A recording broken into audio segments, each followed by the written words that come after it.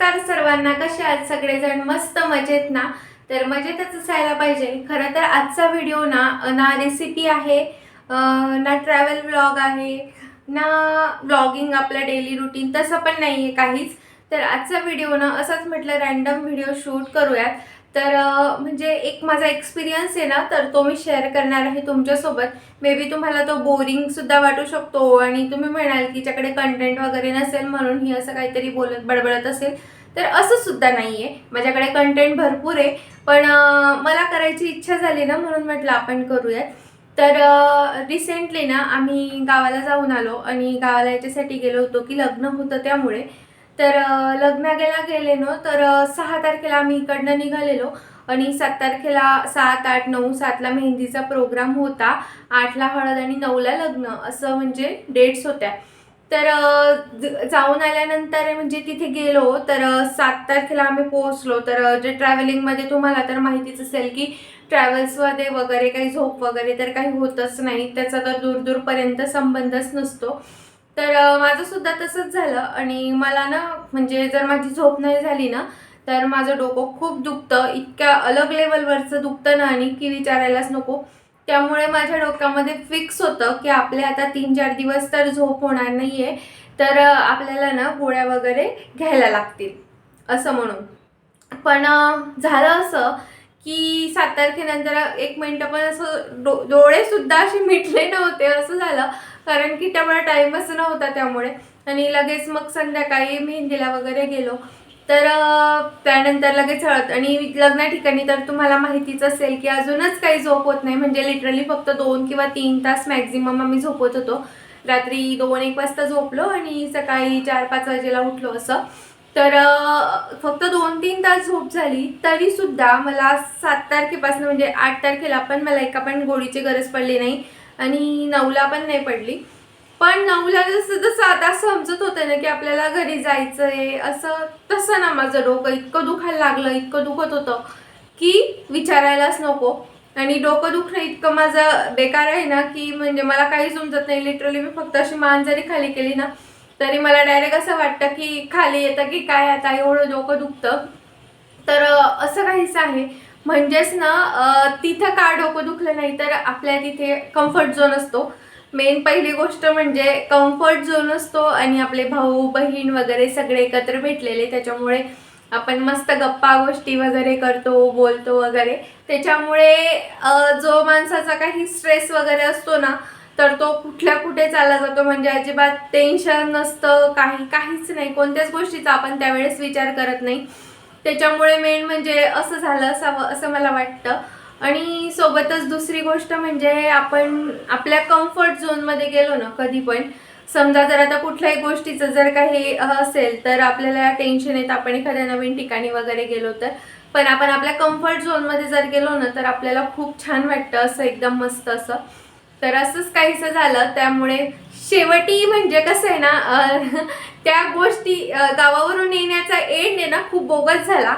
पण तो कंपॅरेटिव्हली त्या 2-3 दिवसामध्ये त्याच्याशी कंपॅरिझन, कारण मी अशा गोष्टींकडे तर लक्ष देतच नाही आजकाल. असं झालंय की डायरेक्ट इग्नोर, काय करायचं कोणाला करून घ्या असंच ठरवलेलं आहे मी. कारण की आपल्याला त्याच्यामुळे ना त्या गोष्टींमुळे काय होतं ना की आपल्याला स्वतःला त्या गोष्टींचा भरपूर त्रास होतो जर आपण विचार केला तर.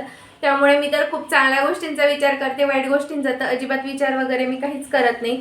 कोणाला काय बोलायचंय बोलू देत असंच मी ठरवून घेतलेलं आहे. तर असो ते गोष्ट वेगळी.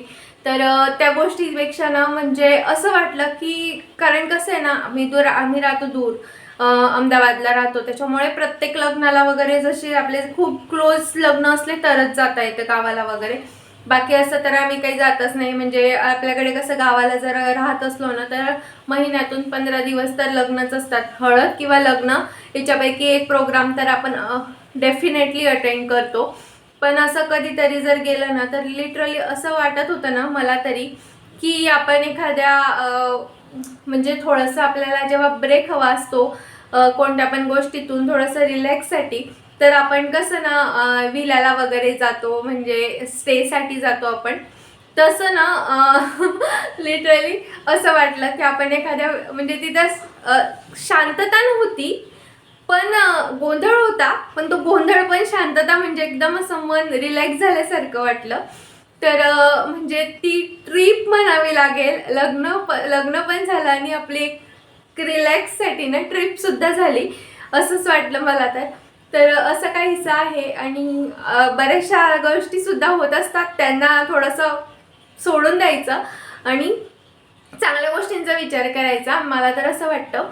तर असं खूप छान वाटलं. आणि जे म्हणजे एकदम आता काय खरं तर ना मला काय बोलावं काय नाही कळत नव्हतं, पण म्हटलं नाही आपण ह्या गोष्टीवरती व्हिडिओ बनवूयात.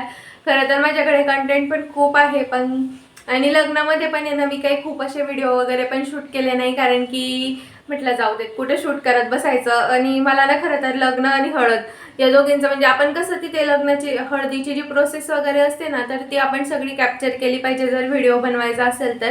आणि प्रत्येक वेळेस ते पॉसिबल नसतं. आणि खरं तर घरचंच लग्न होतं असं पण नाही, चुलत भावाचं वगैरे माझ्या आते भावाचं लग्न होतं, त्याच्यामुळे ते तिकडे त्यांच्याकडचे पण पाहुणे वगैरे असतात, त्याच्यामुळे मग मी काही ते शूट वगैरे काही केलं नाही. फक्त मी एकच व्हिडिओ शूट केला तेलन पाडण्याचा वगैरे, तो पण मी असा खूप दुरून वगैरे शूट केलेला होता, मी काही असं खूप जवळून वगैरे शूट पण नाही केला.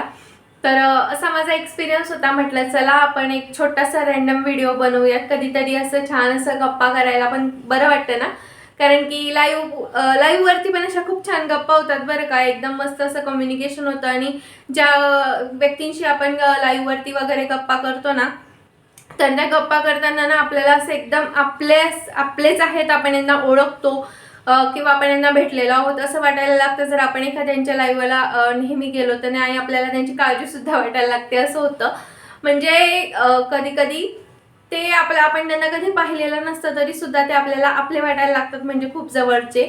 तर आता जसं की मी एका मावशींच्या लाईव्हला जाते, तर त्या इतक्या छान बोलतात, म्हणजे एकदम आपलेपणाने बोलतात की हे असं ते तसं, प्रत्येक गोष्ट अशी व्यवस्थित सांगतात, त्याच्यामुळे छान वाटतं असं बोलायला.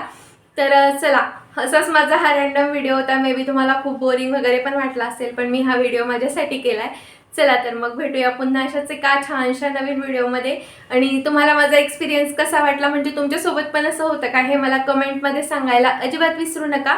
आणि व्हिडिओ आवडला असेल तर लाईक करा, शेअर करा, आणि चॅनलवर नवीन असाल तर सबस्क्राईब करा. चला तर भेटूया पुन्हा अशाच एका छानशा नवीन व्हिडिओमध्ये. तोपर्यंत बाय.